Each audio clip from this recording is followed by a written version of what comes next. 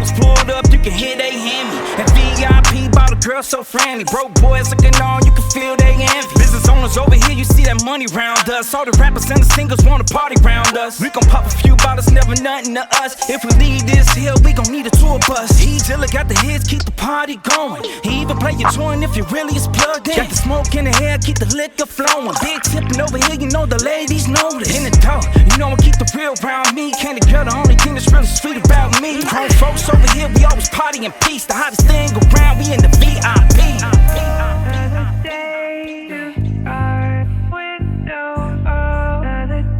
The Godfather. Welcome to the VIP. We rockin' and rollin' with Dirty and Candy at the VIP. We chillin', we bringin' the sauce and the flavor to the VIP. Nobody can do it like me and D. So welcome to the VIP.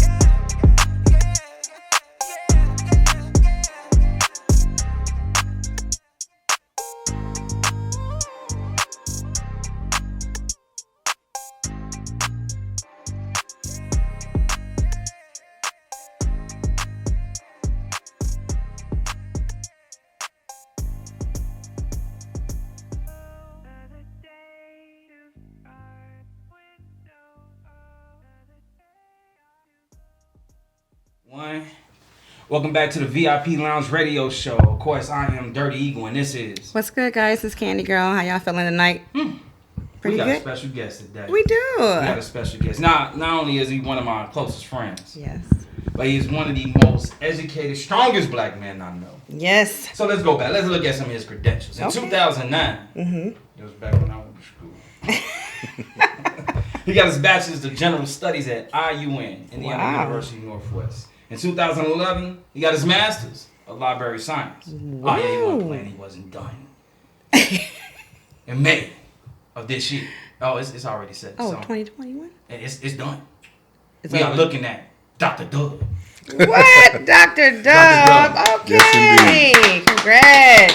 Thank you. Now, That's one of the things that to me is amazing is I can recall the entire time I grew up only having one black teacher. Mm-hmm. And it did have a profound impact on me. I believe that the people that care more about your education are your own people. You're going to find some people outside of that of course, they just have a passion for educating. But it is nothing like when a young black boy can look up and he sees a black male that is actually educating them. And they have that passion for it. It's since the moment I met you, James, you have been just the person, when it comes to education, I always looked up to. I remember around IUN, you were like this legend. They called you had a nickname, Mr. 4.0. Oh yeah, yeah. So was that always a goal of yours when you started out in college, to just go for a 4.0, or did you find yourself like going through your courses and your classes and you're like, I can really do this, and you set it out and it just became something that you became? Well, Dirty, first of all, thank you for having me on the show. Absolutely. I appreciate it. Allowing me to be able to share, a little bit about me and my story, but to answer your question, when I came to IUN, that was the second time I went to college. The first time I went to an HBCU, Lincoln University in Jefferson City, Missouri. Okay. Nice. And when I did well, I ended up dropping out, Really? for a variety of reasons. I left there with 87 credit hours. I almost finished, but, my behavior was not such that would allow me to continue. I mean, they call me 4.0 here, but there they call me Crazy James, So, but when I got back, I got an opportunity to go back to school. I took a couple of summer classes. I got A's in those. I took some classes in the fall. I got A's in those. And when it came time around in that spring to start applying for scholarships, I had a 4.0. And that made me eligible for all kinds of financial resources. Yes. So then I wanted to keep it there. Then I joined, Saab, Right. the Student African American Brotherhood, founded by Dr. Tyrone Bledsoe. Shout out to Mr. Dr. Tyrone Bledsoe. When I connected with the group, then it became a competition. And then I knew that I could inspire other guys by, challenging them academically, and we would go back and forth, and it got good to me. And then, I graduated. Yeah. So, I'm sorry. Excuse me. Can I go? Can I get in real quick? Doctor. Yeah, we're gonna stop. Dr. Dub. No, once again, thank you for being on our show. Did you always want to be an educator? No. I have to ask. No, not at all. Not at all. Okay. I went to school originally for agriculture. Really? Yeah, I did internships for the Soil Conservation Service, the U.S. Forest Service. When I was in high school, every summer I would go away. Mm-hmm. And then I went to Michigan State University, went to Lincoln one summer. So that was the path I was on until I messed it up. Okay. And so what kind of curbed you to become an educator for like black men? Well, again, when I came here when I moved to Northwest Indiana, it was just right after a very serious trial in my life. I got jammed up. Ended up, they sat me down for a minute, because of my behavior. So I had to reinvent Now, this was in myself. the first college? No. This was after Lincoln. After I dropped out of Lincoln, it was 17 years before I returned to school. Wow. So, I worked a number of jobs, in retail, and I could never make it to the next level because I didn't have an education. So my original goal was just to get a bachelor's degree in something because I thought that would make me, eligible to take that next step. But once I got the bachelor's at IU Northwest, I connected with Dr. Ken Coopwood, another mentor, shout out to him. And he connected me with his office, because currently I'm the director of the Office of Diversity, Equity, and Multicultural Affairs at IU Northwest. Right. Mm-hmm. And, I mentored in his office. When he left the institution, after I got my master's degree, I had an opportunity to serve in that role. Because of my involvement with SAB, the Student African American Brotherhood, there was an opportunity, there was a vacancy of black male leadership at the university. Absolutely. There's very few African American male faculty on the campus. So I'm the highest ranking black male administrator on the campus. Wow. That's amazing. So it's important that, the students on campus see that and that I do my job effectively, that I'm visible, and that, I'm setting that standard very high. So that's what I do, and that's what I do now. Okay. It was a roundabout way I kind of backed into this. But now that I'm here, I'm going to do it to the best of my ability. Absolutely. And I think going back to Student African American Brother, because that's how I originally, met you. And I remember going to the first meeting, and everybody would just, kind of whisper, there go James. Because you had, this aura about you. And, watching you as president of Student African American Brotherhood, it taught us how to actually be a leader. When you would go in, it was all about business. You know what I mean? And you demanded a certain level of expertise, and they had to really want that. There was no handouts in SAB. There was some opportunities for you, but you had to earn those opportunities. And I think that's one of the biggest things, when I first met you, that I was impressed about. I was like, man, this guy James is no joke, man. He demanded that, you know what I mean? It's funny that you say that, because when I first got there, when I went back to college, I was 32. So I was a full-grown man. I had all these experiences. And I realized what the opportunity was. That fall, I ended up going back to Lincoln for their homecoming. And all the guys that I used to kick it with, I used to hang out with a lot of alphas. All these guys had graduated, and they had careers. They had money. We was doing the same thing we was doing back then, but they had that cushion, that money. They had the career. I was like, damn, I want that. You know what I'm saying? I completely messed up my opportunity. Yeah. So I get a second chance to do it. Oh, come on, man. I'm gonna do it. And I did it. I think that's extremely motivating, because so many people, they take that time off of school. Some of them don't go right to college, and they figure 10, 15, 17 years later, it's going to be extremely difficult to even adjust to having that kind of college life. Because, truth be told, we got bills. Someone's got kids, and to have that focus is extremely difficult. That's motivating to know that you took it upon yourself to say, you know what, I did go back to Lincoln. I missed out on a whole lot of opportunities, but you know Right. what? I still have the opportunity to start fresh. Yeah. Well, I mean, I you're right. I was intimidated initially until I got into the classroom because after you had a 17-year break, It's a long you're like, break. man, can I academically can I cut it? But I knew I had the intelligence, I had the life experience. I just need to find out the cadence of the class and the coursework. And one of the things that served me well is because I completed every assignment. I completed every assignment when I was in class. I didn't let anything go by the wayside. If it's 100 points and each assignment is 10 points and you miss 2, the best you can get is an 80. Right. But if you put in some work, then you can get those points. So I made sure that I got every point. I didn't leave anything to chance. I didn't leave nothing on the table. And that prepared me for the role that I have now because now I don't miss any assignments. I do everything that I'm asked to do. I do it excellently. And my career path has benefited because of that work ethic. There's another point that I wanted to make, with regard to taking advantage of these opportunities. There are folks on these campuses that want to help you. There's opportunities out there. And, in that 17-year period when I was going through all of my issues, most of the time it was because I didn't complete the paperwork or I didn't do the assignment. I remember when I initially, I was thinking about this as I was driving over. The reason why I got jammed up was because of driving offenses. Okay. And there was a time where I went to court and I had an opportunity to request to go through like driving classes or whatever.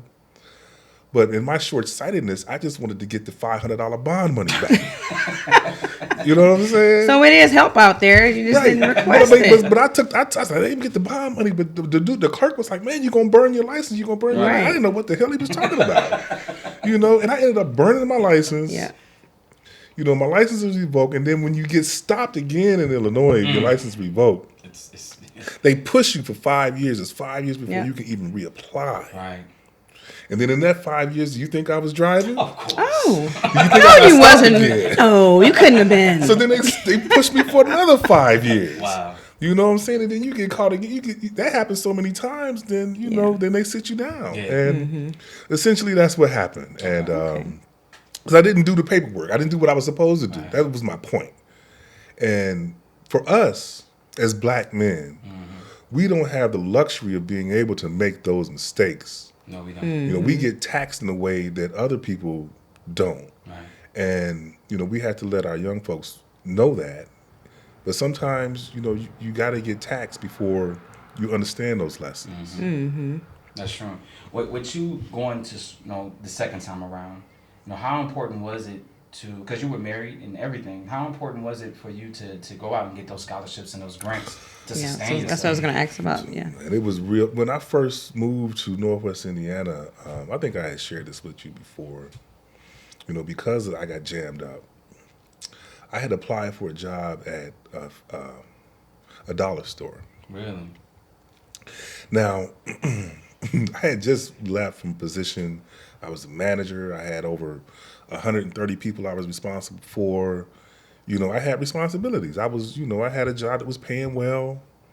And I moved out here and I was looking for a position and I looked everywhere. I couldn't find work and I applied for this position, which I felt was beneath me. Now, all work has honor. True, very true. But if I was coming from here. It's levels to it. Yeah, it's levels to it. Exactly. There's levels to it. Mine?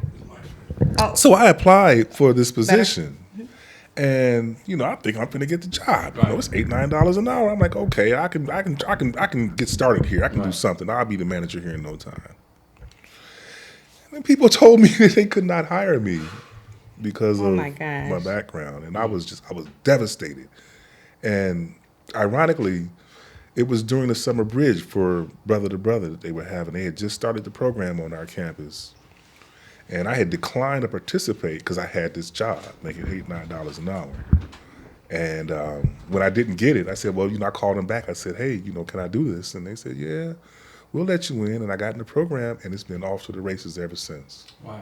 Now, when the second time around, when you decided to pursue this degree, did you set out to go into this field? I know the beginning when you started at Lincoln, was agriculture. That was the passion that you had. This go around, since you kind of grew away from that, was that your purpose to go into like library science and stuff like that? I did the library science degree because it was free. Okay. Because I was rolling with the 4.0. Wow. You know, that was my nickname. And there was an opportunity to apply for a fellowship. Laura Bush, George Bush's wife. Shout out to George Bush's wife. Shout out to George Bush's wife. She created a 21st Century Librarian Fellowship, and IUPUI in Indianapolis, they received like $1 million to educate 33 librarians of color. Wow. And I wrote those folks the sob story. The woman that gave me the fellowship, she said she cried when she read it. Jesus. And it ended up being $16,000 worth of tuition, which is enough to get the degree. And then it was $1,000 a month for the 16 months that I was in Wow. class. Oh my. So that supplemented with the money that I was making from working on campus Right. was enough for me to make ends meet. Wow. You know, and then I was creative. I did some other things, legal, Definitely to legal. get some money on the side. And that's how I provided for my family. But, I got that degree in a year and a half. Yeah. In 16 months. Well, it was 16 months it took me to get that degree. 2 months after I received that, Coop Wood left. Wow. And I was offered his position on an interim basis, and I've been serving in the position for it'll be 10 years this April. That is awesome. Now, can I go next? Thank you. She's real elegant today with this hat. Thank you. This is not my original outfit, but it'll do. Okay. No. So how important, not how important, because I know grants are important in scholarships. Where can you tell the black man and woman, well, I guess where can they go to find these different grants? Because I know it's different grants for like people that are Indian. It's different grants for people that wear glasses. You know, a lot of people, and you know this because of talking with Desire. Right. You know, so it's a lot of different grants out there, but we don't know. Where can you lead? Like, can you just give them a little? There are scholarship resources and there's internet resources that you have to put in the work to identify them. I found a book. There's a book called Scholarships for African Americans, and every 3 years this book is updated so that the information in there is valid. And there's specific scholarships like you mentioned. You have to go through there and look for the scholarships, the fellowships, the grants, and those opportunities. And that's what I did. I spent a Saturday and I went through this book and I looked up everything that was related to library science and that I was eligible to apply for. I wrote down what they were, how to contact them, how to apply, what the amounts were, what's the criteria. And then I spent time and I created scholarship. I created my scholarship essays and I had them in different word lengths. Okay. Some were only 50 words long, some were 150, some were 300, some were 500. So they all said the same thing, but they were the different words lengths because when you apply for them online, you can just, fill it out quickly. Okay. So that's what I did. I ended up getting $5,000 from the American Library Association. Wow. I ended up picking up, some travel scholarships to go to conferences. So, you have to put in the work, but your local library has a section that has books on scholarships. You got to put in the work to do it. Yeah. You can go to those before you go to a school. You can contact their scholarship office. They have so many scholarships for freshmen coming in, merit scholarships based on your academic performance.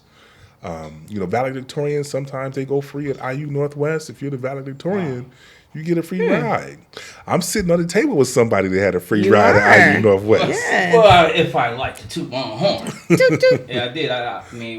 I followed your lead. My whole goal while I was in college was to beat you, which is unbeatable. But I finished with like a 3.9 GPA. That's awesome. And through that, I was the only recipient of a scholarship to IUN from Ivy Tech college. Wow. Yeah. That's So I was the impressive. only one. Just following his lead gave me that opportunity. So is there no limited amount of scholarships or grants that you can get, or is it? There's a is it limited cap? amount, but there's things you can do to make yourself more attractive for them. Once you get, I tell all the students on campus, I'm like, who do you think sits on these scholarship committees? It's the faculty in these classrooms. If you in class and your head is down, you on your phone, you're not paying attention, you're not interacting, you're not engaging, they don't know who you are.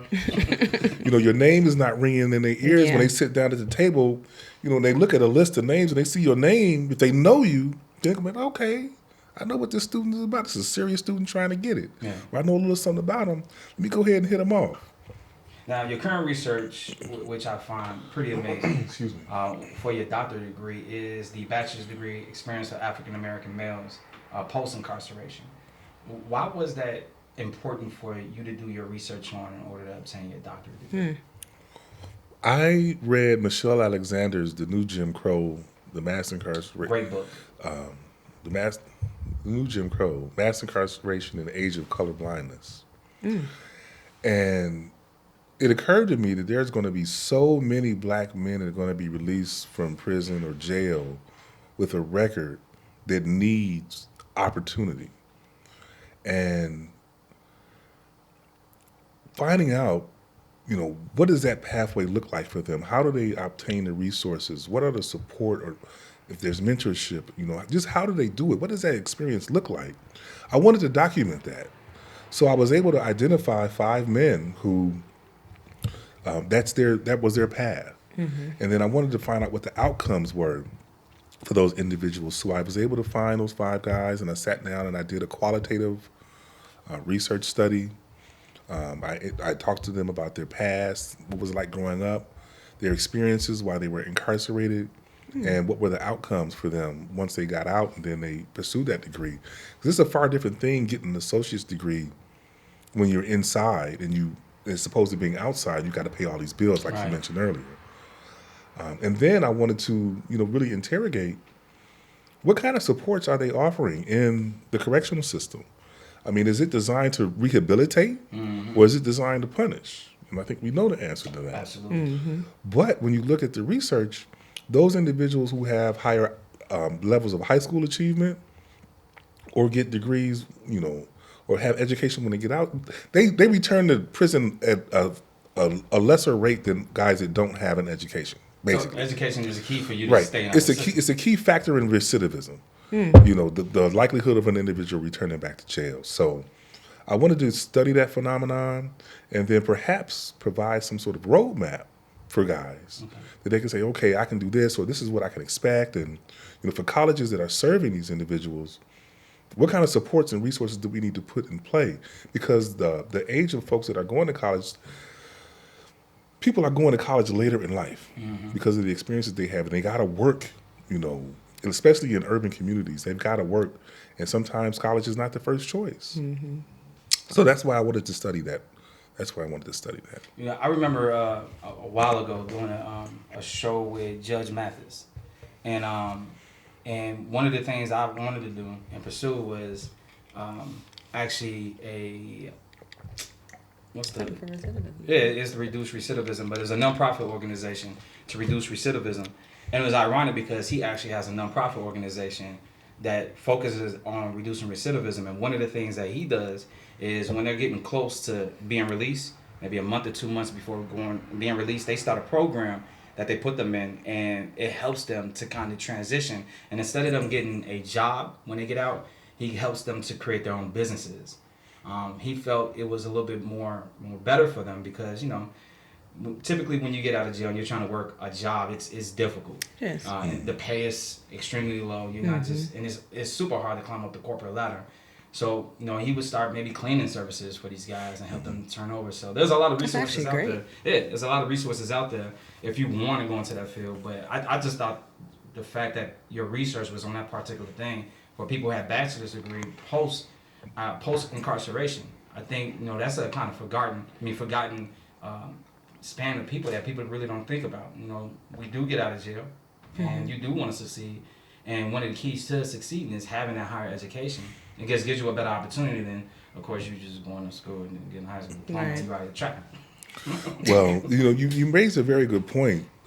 There needs to be programs that prepare folks for reentry, and they're not as robust as they could be. Not at all. Guys get out, they don't have IDs, they don't have licenses, they don't know what resources they can go and tap into initially just so they can get some sense of stability. Even in Gary, Indiana, the Gary Commission on the Social Status of Black Males, I'm the chair of that organization.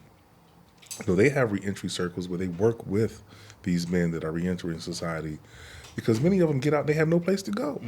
They have no place to go. They're just put out on the street, no resources, no nothing. And what do you expect's going to And happen? then they get cycled back in. Exactly. Yeah. Well, I think the large part of it is a lot of these institutions, they're owned. They're privately held, owned corporations. So they don't really want to, stop an individual from going back into the Right, system, of because course. you're just money to them. The taxpayers are paying for you to go in there. And some of these institutions, they have to fill at a certain number of capacity, or the government is responsible for paying that corporation because they don't have enough bodies inside of that jail. That is just sad. Yeah. And that's just, That is just what sad. it is. Like I shared a little bit earlier, one of the things I can remember growing up and going to school is I only had one black male as an educator, Mr. Lee, as a matter of fact. My 5th grade and 6th grade teacher. The reason being is because I got double promoted to 6th. Well, they used up my 6th grade teacher twice. I got double promoted from 4th grade to 6th grade. And they held me back 6th grade because I was just bad. Little bad I was whippersnapper. bad, but no one else could handle me but Mr. Lee. So I had to go to 6th grade That twice, is even crazy. though I got double promoted from 4th grade to 6th grade. So my question is, have you ever considered, maybe educating younger kids, middle school or high school or anything like that? No. Pass that. No. Next. No. I need to be. Maybe I should, because. We need leaders like you.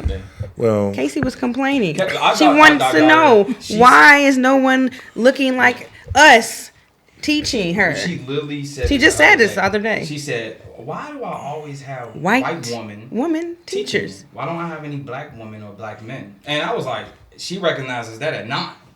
Yeah. That's a deep thing. So yeah, I've always wondered, would you ever consider educating a younger crowd, even though it could be a handful? Well, not at this time. I want to stay in higher education because, for one, the pay is better, and Casey's question is a really important one, and I'm not here to say that white educators can't be successful at educating children of color.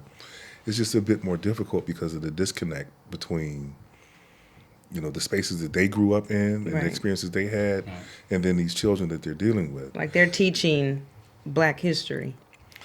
It can be done. That is fine. It can be done. It can be done effectively. At It's my been level, Dr. Jim Shurick, who was the director of the Urban Education Studies program at IUPUI, he opened my eyes to a whole bunch of things. But I was ready to receive it. Right. I was ready to receive it. And, so it can be done. But I think that until we start paying our educators better, particularly in the K through 12 environment, we're going to continue to see this phenomenon of young white teachers, mostly female, cycling through our schools until they get enough experience, and then they can go to the suburbs where they really want to be anyway. Right. And the urban communities will continue to have the underprepared or the underexperienced teachers in the classroom, and that perpetuates this cycle of this cycle where our children just are not getting the support that they need. But I think ultimately, that's the way our system is built. And then we can talk about systemic racism and all the things that play into that. But it's a real thing, and it's insidious the way it plays out. Let's talk about the prison industrial complex. You talked about private prisons. When they open up a private prison in a rural area, there's an immediate economic impact because those folks out there get those jobs. There's also an immediate impact as far as the voting population is concerned, because you're removing these urban voters that might potentially be voting Democrat, and you're placing them in this rural area where they can't vote, but that population counts towards the census, so that these areas are getting more of the census dollars, and then they have a higher representation as far as political representation. Wow. So these are race-neutral acts that have a racial impact. It's insidious. People don't really see it as such, and they don't make the connections. So, we have to be aware of that. We have to make that knowledge known so people understand, how this really works. And that's just one instance. You can look at what's happening in Georgia, with the voting. All right. They're, making these changes to make it harder for people to vote. What is the impact going to be racially in this country. I mean, they have these race neutral policies, but the impact of it is ultimately going to be race. I'm trying to think of what was the name of the, was it Lee Atwater? That was a Republican strategist that said, you talk about, discrimination and nigger, you can't say that. But if you say forced busing, that's a different type of terminology where the ultimate impact would be it would hurt blacks more than it hurts the whites. And, the language that they use now is very similar, but the impact is the same. Wow. And it's systemic. And it's built into the structure of the system, and they're not even trying to hide it anymore. It's so blatant. It's blatant. And I just don't understand why we can't, as a people, stop it. But the work that Stacey Abrams is doing, I just finished reading her book, Our Time Is Now, and it's a comprehensive exploration of the ways in which voting rights are being stolen from people in this country. And I would encourage folks who have an interest to read it. Everybody should read it. I don't think that Black people in general have a good understanding of how our legislative system works, our political system works, because we've been systematically restricted from participating, which is what's happening in Georgia. And then when you can't participate in something, you're like, forget it, I don't want any part of it. But it's how decisions are made, and it's affecting our society. It's affecting our culture. It's affecting our people. Then we fuss about it and, Right, and it's, we can't do anything about that. And you had that defeatist attitude, that's exactly what they want you to have. But it's all out there for us, and we have to see ourselves in those spaces, see people that look like us, having the conversations, that are aware of the issues. Because when you really take folks to task behind them, you can't defend the indefensible. Not at all. Not at all. Not when people are suffering. Absolutely. And that's what's happening in our society today. People are suffering. People are confused. This pandemic has got the world turned upside down. I feel like it's just diverted from something bigger. I don't know. It's coronavirus. What is it really? That's a whole other subject. It is. So before you go, man, how can they follow you on Instagram and Facebook and everything? I know you don't really go on Instagram and everything. You're not a big social media person, but you might find some people that want to know more about what you're talking about. Well, I have my own personal Facebook, but the Office of Diversity, Equity, and Multicultural Affairs at IU Northwest. I know it's a long title, but we have events that we give on campus that we talk about issues of race and inclusion and equity. And every event that I've ever had on that campus has always been free and open to the public. Absolutely. And amazing events. It has been amazing events. Well, I mean, I encourage people to take part in that conversation. And, either great entertainment or great conversation or just something to think about. So that's one way to get in contact with me. And then, of course, I'm James Wallace at Facebook.com or something. You can find me. 4.0. Picture me smiling. Mr. 4.0. With a dashiki on. But yeah, I mean, that's just me. Absolutely. Well, it's the first time on the VIP. It definitely won't be the last time. We're going to have to get into some more deeper there. I'm going to have you on. It's been a great conversational piece. Have him for a whole hour. We are going to have to get you back for an hour. Oh, no doubt. We barely even started I know. I was peeling the banana and then I slipped. Appreciate you, brother, man. Hey, next up on the show, we have Mark Hubbard. We're going to give you a little bit more about who he is, but trust me, you don't want to miss it. DJ, drop the tunes. Drop it, DJ.